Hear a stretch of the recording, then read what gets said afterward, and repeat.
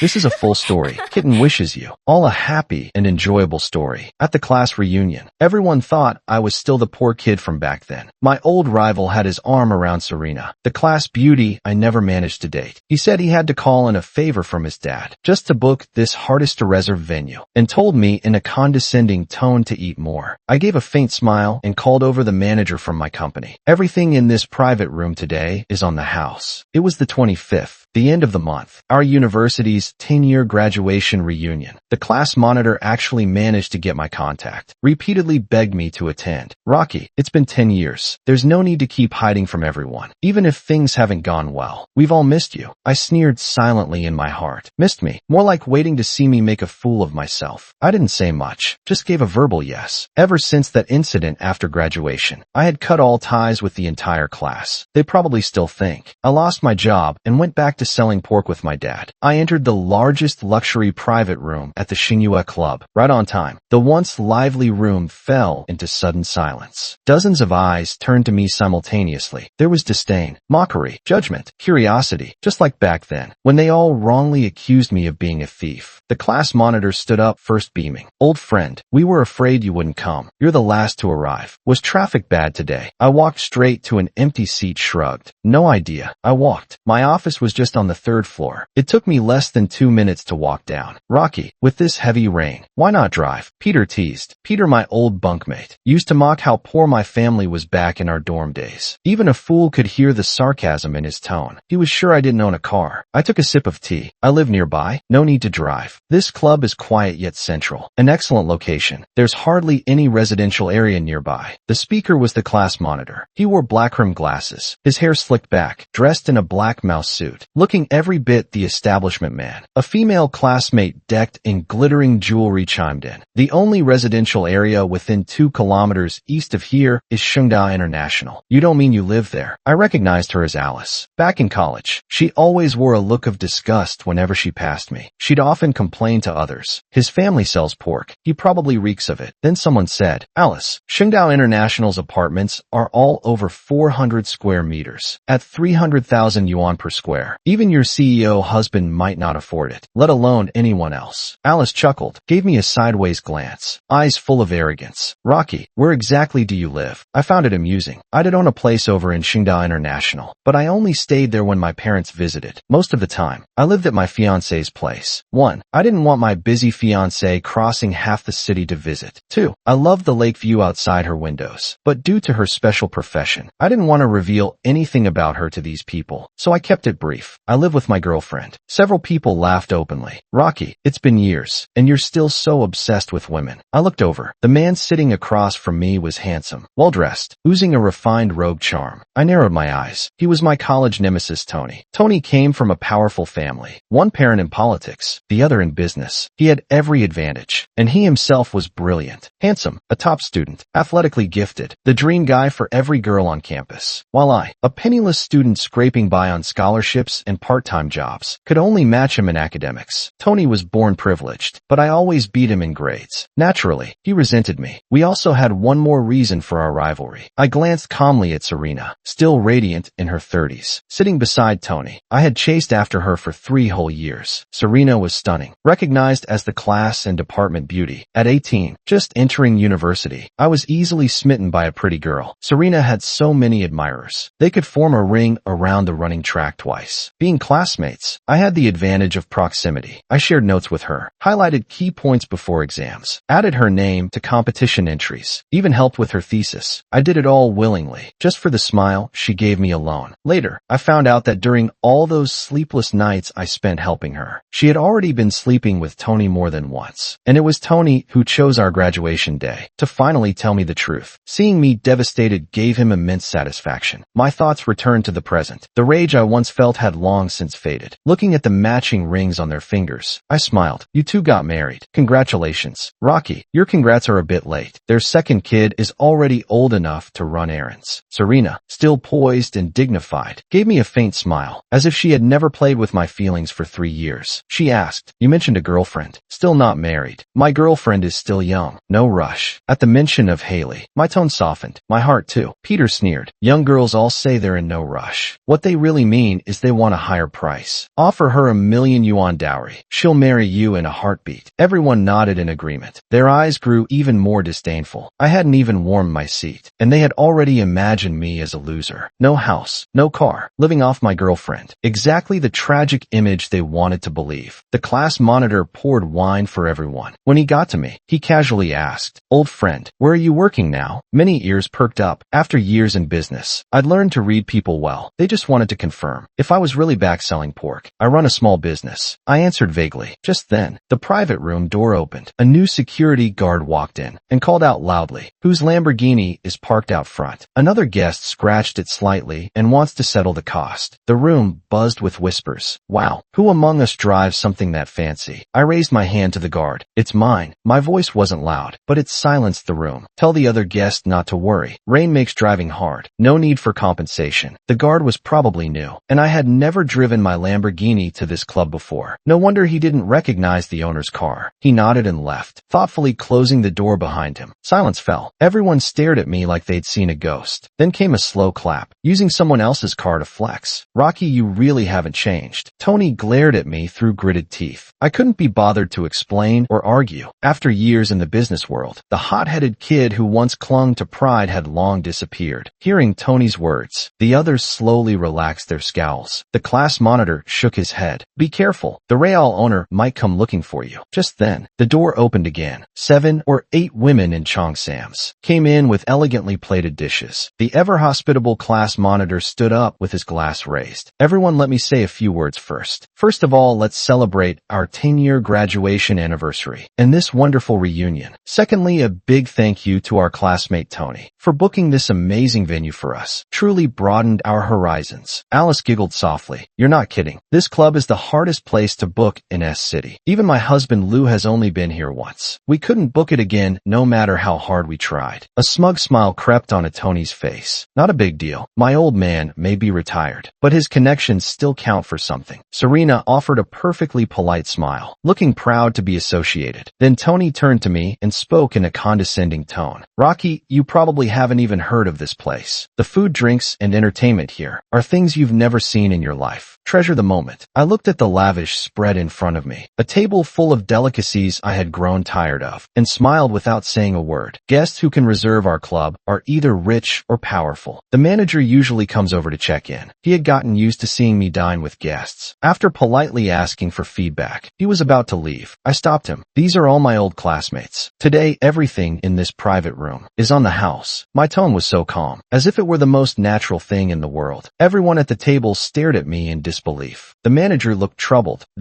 I understood why he hesitated. Since the club opened, it had never waived charges for anyone, no matter how powerful the guest. At most, they'd get a 50% discount. Especially today, this private room's bill would be well into 6 figures. But in others' eyes, the manager's hesitation looked like he was being pressured by a drunk guest causing trouble. I heard Peter whisper to the person next to him, "Is he not all there?" Tony immediately stood up, glared at me, then walked over to the manager with a forced smile. "Manager Adam, don't take his words seriously. Please go ahead and tend to your work." Tony half pushed, half led Adam out of the room. When he returned, Tony pointed at me angrily. "Rocky, Manager Adam arranged this room as a personal favor to my dad. Don't pull any of your stunts here." Alice sneered and added, "Yeah, this table alone costs more than your yearly income, and you're asking for a free bill. Who do you think you are? Even the mayor doesn't have that kind of pull." Then came a chorus of mocking comments from everyone. At that moment, my phone lit up. It was a message from Jack. "The pork delivery won't make it today." The class monitor seated nearby saw the screen and burst into laughter. "Huh, still selling pork, huh?" He patted my shoulder, pretending to be kind. "Brother, look at this place. This court isn't some wet market. You can't just say it's free like you're selling meat. Don't fake it till you break it." I smiled and said nothing. After several rounds of drinks, their curiosity about me faded. Their attention shifted elsewhere. They were finally satisfied, thinking I hadn't made much of myself. Alice asked Serena, "Serena, I remember just after graduation, didn't a talent scout try to recruit you for a TV show?" Serena glanced at Tony beside her and smiled. "Things aren't that easy. You can't just shoot to stardom overnight." Alice shook her head. "You're so beautiful, and you were so young then. Why not anything was possible?" Tony took Serena's hand and said something incredibly chauvinistic. "In the T family, my wife doesn't need to show her face in public. Just stay home and be a good wife and mother." For a second, Serena looked uncomfortable, then smiled again. I knew that back in college. Serena Serena had really wanted to debut. With her looks and figure, she was a minor internet celebrity back then. But ever since she went public with Tony, she gradually stopped posting online. Suddenly, she looked at me. "Rocky, what does your girlfriend do?" "She's an artist." That's usually how I introduced her. "A painter, a screenwriter, or something else." Just then my phone rang. It was Haley. "Rocky, are you busy?" "No, what's up?" "The awards ceremony starts in an hour. I'm feeling a little nervous." "Take a deep breath. You've already done amazing. Do you think I have a chance?" "Of course. Your performance impressed a lot of people." I kept playing an ugly role in the movie. I'm not sure it looked real enough. It felt very real. And I think that scene where you were tightening screws was the most beautiful. You looked like you were born to do it. I joked on purpose, trying to ease her nerves. "Haha, I thought so too." "Rocky, I feel better now. Gotta go, the director's calling." "Okay, bye." After hanging up, I noticed everyone was staring at me again. Tightening screws. Alice looked confused at first, then burst out laughing. Her shrill voice echoed across the room. "Rocky, so your girlfriend's a factory girl." Everyone's eyes lit up with mockery, their expressions more contemptuous than ever. Peter laughed so hard he nearly fell over. "Rocky, you're a university graduate, and you're dating a factory girl. Did she even finish high school?" The room erupted. A pork seller and a screw tightener. What a perfect match. Tony snorted through his nose and shook his head. Serena wasn't as dramatic. She casually tucked a lock of hair behind her ear, but I caught the faint smile at the corner of her lips. Someone chimed in mockingly. "My dad's car factory is hiring. The pay's way above average with free meals and lodging. Rocky, want to bring your little girlfriend along, ha ha ha." I lowered my head, so they wouldn't see the pity in my eyes. 10 years apart, and they were still as unbearable as ever. Because of me, the room's lively atmosphere never died down. They had finally laughed their fill. A male classmate, only now noticing Tony's car keys on the table, called out with exaggerated admiration. "Tony, when did you get a new ride?" "A Mercedes G-Class, no less." "Hey, it's been a few months since I got it. We keep several cars at home, just switch them around." Tony replied casually. "I heard you upgraded to a new house last month. When are you inviting the rest of us to come see it?" Tony glanced at me subtly, clearly pleased. "You're welcome anytime." Back in school, Alice always had a loud mouth. She couldn't hold it in now either. Tony and Serena bought a place in our complex High Court. The total price, $40 million. A wave of admiration filled the room. Serena smiled shyly. "Alice, that means we're neighbors now. If you ask me, a man like Tony, that's the pinnacle of success." Tony waved modestly. "Exactly. Born into luck, capable on his own. Luxury cars, mansions, beautiful wifeys, got it all." Tony pretended to be humble again. "Honestly, if I had a bit more money, I'd have gone straight for a place in Shanghai International. That's where Serena and I really want to be." Everyone responded with a fresh wave of flattery. Just then the young security guard knocked and entered the room. He addressed me respectfully. "Sir, your car is parked a little awkwardly. Just now it almost got sideswiped. Would you like to hand me the key so I can repark it for you?" Before I could respond, Peter let out a snort of laughter. Trying to suppress his chuckle, he said, "Come on, old buddy. Give the man your key." Everyone else wore a smirk, clearly expecting a show. The class monitors smiled helplessly. "Sorry about that. Our friend here's had a bit too much to drink. He was just joking." His sentence cut off abruptly, as if someone had hit the pause button, because I had pulled out my car key. The design on the top was unmistakably Lamborghini. Anyone with eyes could recognize it. The security guard accepted the key and said, "All right, sir. I'll go park it properly for you." "What the hell? Rocky, that's really your car?" Peter's eyes nearly popped out of his head. The same people who had mocked me loudest were now completely silent, mouths hanging open in disbelief. Alice stared at me from head to toe, as if trying to reevaluate who I was. Tony frowned deeply, just about to speak. The class monitor beside me suddenly shouted, "Rocky, what's that?" Following his gaze, I looked down and saw a pale yellow slip of paper. It must have fallen from my pocket when I took out the key, though folded in half. The top 4 printed characters were clearly visible. Luxury car rental. Hey, so the car's rented after all. The class monitor looked like he had discovered a secret. He eagerly bent down and picked up the slip. I didn't mind him reading it, but then remembered it had my friend's name and address. Before he could open it, I quickly snatched it back. "Sorry, it's for a friend. Some information's private." That was true. A friend of mine needed 50 identical Bentleys for his wedding. 10 were still missing, and I helped arrange the last ones. But I wasn't about to explain all that. Even if I did, the class monitor wouldn't believe it. Neither would anyone else. This time no one laughed laughed out loud like before. Instead, they all looked at me with a strange mixture of pity and discomfort, as if I were some pitiful clown putting on a farce. Rocky, aren't you tired of pretending all night? We're old classmates. We all know who you really are. Is there even a point? Tony relaxed a bit and deliberately emphasized his next words. Some people, even dressed in royal robes, just don't look like a prince. Everyone here knows exactly what you did back then. Serena gave him a small nudge. He was bringing up the past. I should have been angry, but instead, I just looked at him calmly and even smiled a little. Maybe that smile set him off. What am I wrong? Tony's voice rose. Who lost the nearly 10,000 that we all donated to Bame? Everyone stared at me, silent. To this day, they still believed that I had stolen the charity money meant for our classmate. Bame was my only real friend in college. In our final year, he was diagnosed with cancer. His family was even worse off than mine. Both parents were disabled after an accident. His younger brother was mentally challenged. When the counselor found out, he organized a class-wide donation and asked me to deliver the money to Bame to raise extra money for his treatment. I went to class during the day and worked nights. That day on the bus to the hospital, exhaustion hit me. I nodded off. When I woke up, the money was gone. I couldn't defend myself against the tide of suspicion and accusations. Only Bame believed me. Brother, I don't blame you for losing the money. This is terminal illness. Even if it were 100,000, it wouldn't help. I stood by his hospital bed, tears streaming down uncontrollably, not able to say a single word. I would rather he cursed me, even hit me. It's just that I feel sorry for my parents. I was about to start working and supporting them, and I worry about my brother. When our parents get old, what will happen to him? At that time, I considered every possible way to make fast money. Donating blood, selling sperm, loan sharks, even robbery crossed my mind. While enduring the daily slander and ridicule from classmates, I was also trying to find money for Bame. My mental state was on the brink of collapse. Eventually, I couldn't hold it in anymore and called my parents. Dad didn't say anything, just told me to focus on my studies. The next day, I found 15,000 yuan deposited into my account. Dad texted me, use 10,000 to replace the class donation. The remaining 5,000 is from us. For your classmate. I didn't know how Dad got the money, but I knew that at that time. 15,000 was extremely hard for my family. Even after I paid back the full amount, the class still didn't let it go. He couldn't handle the pressure of everyone's moral judgment, so he returned the stolen money. Bame still didn't make it through graduation season. Someone tipped off the company that offered me a job, telling them I had stolen donation money. I lost that job opportunity. The spring recruitment season had already ended. I couldn't find another job. My grandma suddenly got seriously ill, so I went back to my hometown. Then the class started saying, I went back home to sell pork with my dad. I left the class group chat, changed my phone number, and completely cut off contact with them. Snapping back from those memories, I looked at Tony and said calmly, you've slandered me for so many years. It's about time you stopped. The bond between Bame and me is something none of you can understand. Tony laughed exaggeratedly, as if he had just heard the funniest joke. Words without action are meaningless. Brotherhood, huh? If you were really that noble, could you take care of his parents in his place? Could you raise his mentally disabled brother? You can't, can you? I stayed silent, in the face of Tony's growing hostility. Just then, my phone rang again. It was Jack. Jack's only flaw was that his voice was way too loud. Mr. Rocky, the utilities and property fees at Shanghai International are all paid. I called 4 maids to give the place a thorough cleaning. Your parents can move in tomorrow. I had to pull my phone away, afraid he might burst my eardrum. Got it. Also buy a bouquet for me. Come pick me up at the club tonight. I've been drinking. After the awards ceremony, no matter the result, I wanted to celebrate with Haley. Yes, sir, Mr. Rocky. No problem. He hung up. Alice rolled her eyes. Did everyone hear that? Mr. Rocky, look how much drama this guy gave himself tonight. We mentioned how expensive the Shanghai International property is, and he immediately staged a phone call just to tell us has a property there. Someone shouted, hey, isn't the Golden Horse Awards tonight? Rocky, you really should win Best Actor. As his voice fell, a female classmate suddenly exclaimed, holding up her phone. Guys, check the trending topics. Haley just won Best Actress at the Golden Horse Awards, and she announced her marriage on stage. What? I froze. I grabbed my phone and opened Weibo. A flood of red trending tags filled the screen. Haley's award speech turns into wedding announcement. Haley and Mr. Rocky. Golden Horse Best Actress Haley, who is the man behind the queen. Even though I expected her win to trend, I never thought I would be part of it too. I clicked on the hottest video. Haley was wearing a long sweeping gown, holding the Golden Horse trophy, grinning from ear to ear. thinking about how I'm going to marry Mr. Rocky soon. I feel like it's one of the happiest moments of my life. My heart melted. For a top celebrity, publicly announcing marriage is bound to impact her career. To protect her, I've always stayed quietly by her side, avoiding attention, but she's always wanted to go public with our relationship. Rocky, this isn't fair to you. We're in a proper relationship. We should be proud of it. At the very least, I should be able to say, I have a boyfriend. I never expected she would really go through with it, right at the peak of her career. Wow, Hailey is so bold. Guys, who do you think her Mr. Rocky is? Let me think. Which male celebrity's name starts with R? Though surprised, I couldn't suppress the sweetness rising in my chest, and I was genuinely happy that Hailey had won Best Actress. Rocky, what are you smiling about? Peter mocked. Don't tell me you think you're that Mr. Rocky, she mentioned. As he spoke, everyone around burst into laughter again, but I couldn't wait any longer. I was eager to congratulate Hailey in person. Looking at the time, Jack should be arriving any minute now. I calmly said my goodbyes. The class monitor stopped me. What, leaving already? He grinned. When we got here, didn't we all agree that no one goes home sober? People were coming and going, some heading to the restroom, others answering phone calls. I saw Jack peeking in from outside the room. I gestured for him to wait a bit longer. The monitor followed my gaze, then spotted Jack. Suddenly he grew excited and pointed. Wait a second, aren't you?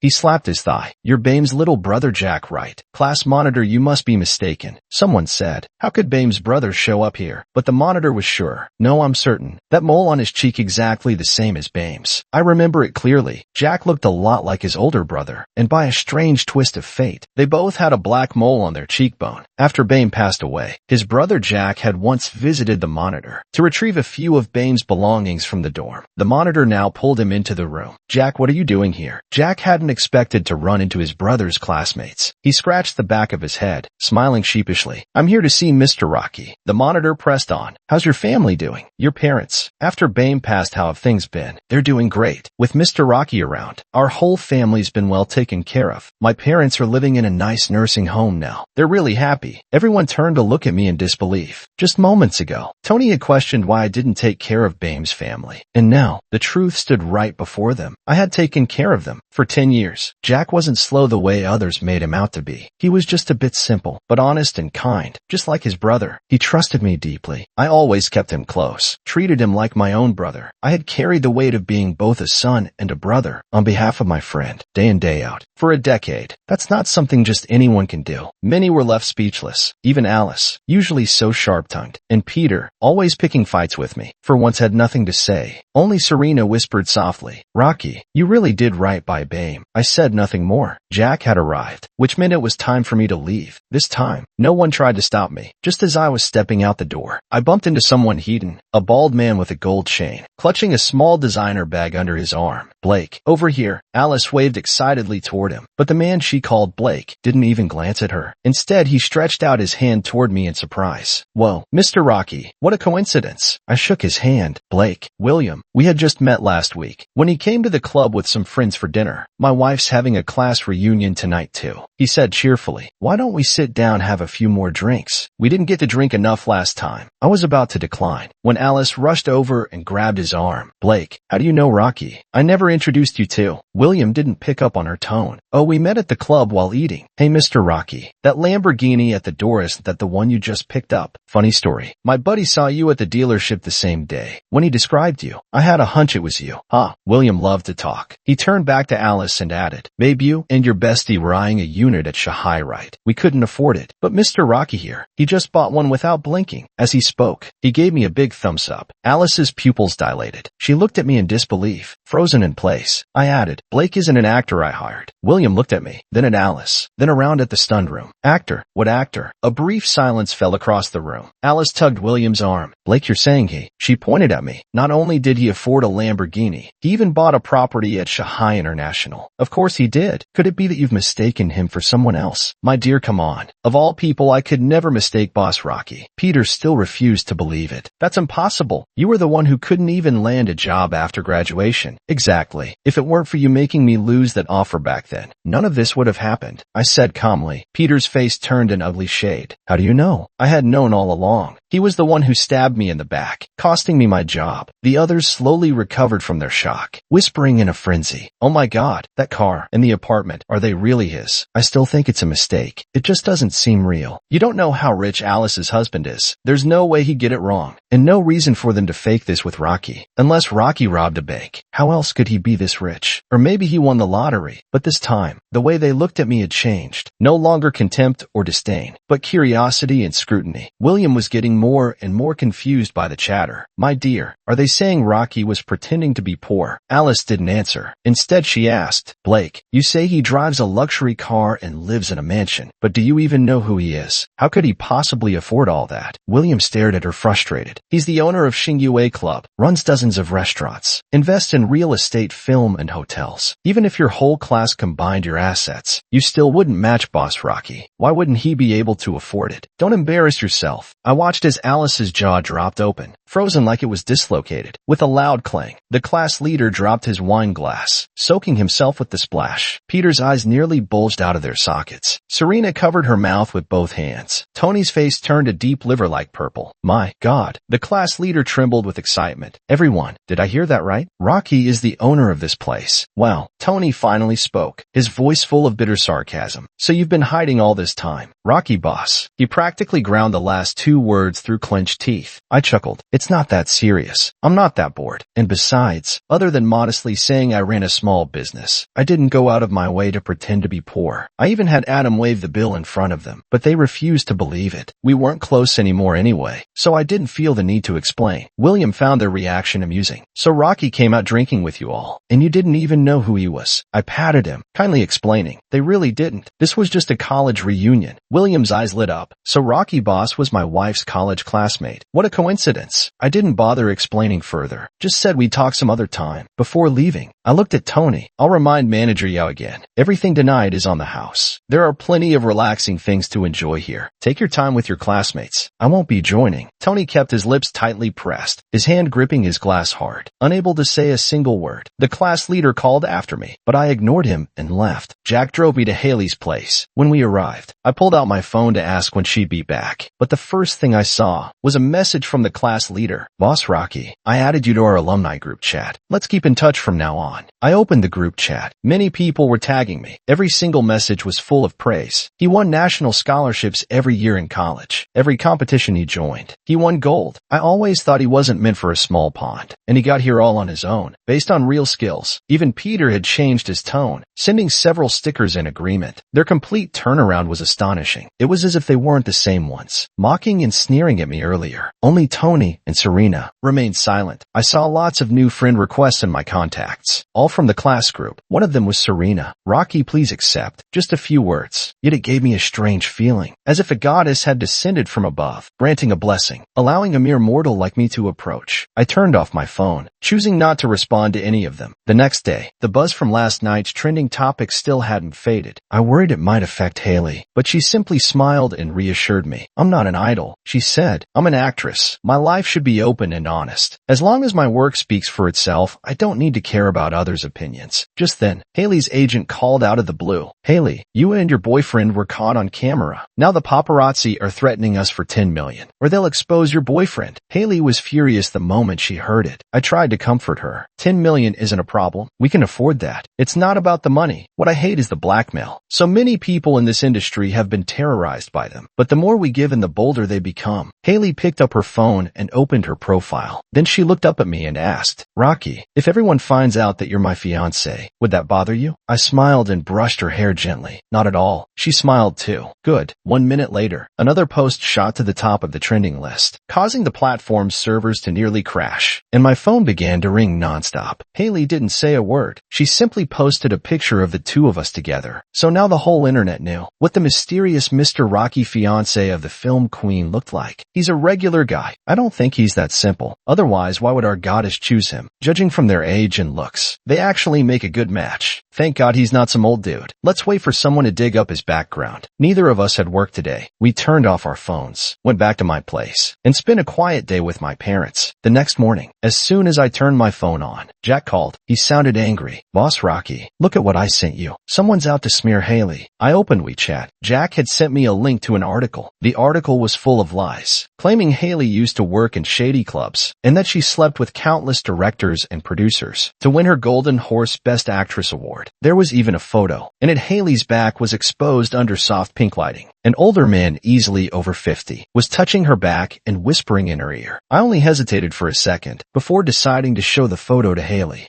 Didn't think the mud would splash onto me one day. She laughed bitterly. Guess fame really brings drama. No matter what, the fact that you showed me this means you believe me. That's all I need. I held her hand, but it's not enough that I believe you. I need to make sure your fans, the entire public, knows you're not like that. Haley thought for a moment, then continued. Remember the art film I shot last year? The one that didn't pass review? That was the director demonstrating a scene to my co-actor during rehearsal. I nodded. That was all I needed to know. I kissed her gently, smiled, and said, "Okay, you rest now. Leave everything else to me." I contacted the film crew from back then, and also had someone trace where the article had first appeared. News spreads fast on the internet, within hours. Yesterday's sweet story of the award-winning actress and Mr. Rocky had turned into gossip about a scheming actress, and the poor fool who got tricked into marrying her. Fortunately, the people I hired were reliable. They soon found the original source of the slander. The director from that art film posted a statement online. "Miss Haley is one of the most professional actors I've ever worked with. As a young artist, her dedication to her craft moved me deeply. It's a pity Gobi was never released, but everyone who worked hard on that set, from the low-paid actors to the behind-the-scenes crew, left an unforgettable impression on me." He also posted the original photo, the same one that had been used in the slander piece. Only this time, you could see the entire set. There were photographers, lighting staff, makeup artists. Even a fool could tell it was taken during filming. One by one, other crew members came forward to testify. There were photos, videos, and witness accounts. Haley's fans and supporters began sharing the evidence widely, pushing back against those who had smeared her name. I opened our university group chat. Too many messages. I scrolled through quickly. Yesterday, everyone had been full of admiration when Haley posted our photo. But this morning, after the smear article, the tone had shifted to doubt and gossip. Even Tony showed up for once, making smug and snide comments, calling Haley heartless, calling me a fool, calling me the poor sap who got stuck with a scandalous woman. I stared coldly at his words. Then, I posted the full evidence in the group and tagged Serena. The group chat exploded instantly. I got all the chat records between Serena and others. It was her. She instructed people to collect damaging material about Haley, then deliberately spread it online, and paid fake accounts to repost and amplify the impact. I had no idea why Serena would do this. Was it because I never accepted her so-called gift? Because I rejected her friend request? We hadn't spoken in 10 years, and now there's even less reason to. Was it jealousy toward Haley? But Haley never even knew her. Whatever the reason, I couldn't stand by and let her hurt Haley. Anyone in the group know the law. In this situation, what legal action can my fiancé take? After sending that message, I left the group chat. Half an hour later, the class monitor sent me a video. In it, Tony looked grim, unwillingly apologizing to me. He said Serena was frightened now, and that she was pregnant with her third child, so she shouldn't be agitated. He hoped I could be generous, and said they'd offer financial compensation. I showed the evidence and the video to Haley. She frowned and asked, "Is this Serena, the same campus belle you had a crush on in college?" I nodded, a little embarrassed. Good thing she didn't like you back. Would you really have dared to be with someone like that? I shook my head. Haley, what do you want to do? She's pregnant. If we really go after her, public opinion might turn against us. Forget it. Just make her post a public apology video. The class monitor passed my words to Tony. At first, he refused, but I stood firm. Insult me all you want, but attacking my fiancé is a different story. If they wouldn't comply, even if Haley chose not to pursue it, I would. Left with no choice. Serena finally recorded an apology video and posted it online. In the video, she was crying pitifully, as if she were the victim. A few fake accounts showed up, trying to steer public sympathy toward her. I had those comments taken care of. After Serena's public apology, the T family lost face. Tony's father, a prominent figure in City A, saw his reputation take a hit, but none of that had anything to do with me anymore. 9 months later, the class monitor told me Serena had given birth. A baby girl. 3 girls in a row. Tony and his mom aren't happy, and because of that apology mess, they still hold grudges against Serena. Tony's now keeping a college girl on the side. His dad was so furious, he nearly broke his legs. Most of our classmates have lost respect for Tony now. I mean, come on. What's wrong with having daughters? Serena's been with him since university. I tapped the voice voice message. Listened to the gossip, but felt no interest. Monitor, you don't need to tell me these things anymore. I put down my phone and looked at Haley watering the plants on the balcony. I walked over, hugged her from behind, and gently rested my hand on her growing belly. Haley turned and gave me a warm smile. The end. If you like Kitten's story, please follow and like it. Updated every morning at 9 a.m.